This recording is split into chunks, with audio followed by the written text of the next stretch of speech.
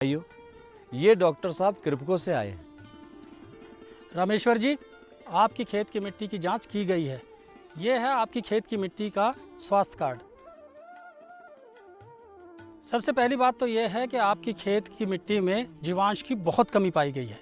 Doctor साहब, मैं अपने खेत में फसल को यूरिया और डीएपी दे रहा हूँ, तो क्या इससे मेरी फसल को पूरी खुराक नहीं मिल रही? देखिए, इन खादों से दो ही पोषक तत्व नाइट्रोजन और फास्फोरस मिले। तीसरा तत्व पोटाश तो मिला नहीं। इन तीन तत्वों के अलावा आपके खेत के लिए दो और तत्वों जिंक और सल्फर की भी सिफारिश हुई है। डॉक्टर साहब, इतनी खादें डालने से तो खर्चा और भी बढ़ जाएगा। फसल की आवश्यकता के आधार पर खाद डालने से सभी तत्वों का प्रभावी उपयोग हो जाता है, उत्पादन पूरा मिलता है और लाभ बढ़ता है। ये बात ध्यान में रखनी चाहिए कि फसल की बढ़वार और पैदावार उस तत्व की कमी से रुक जाती है जो फसल को नहीं मिल रहा है।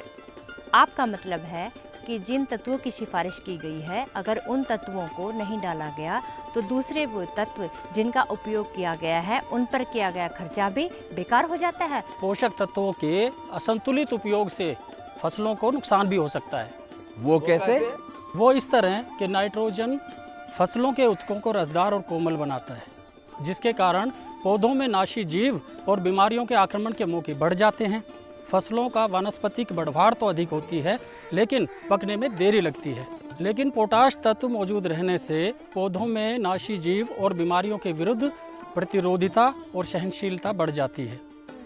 इसी तरह से फास्फोरस से पौधों की जड़ों का विकास होता है और उनके पकने में जल्दी होती है।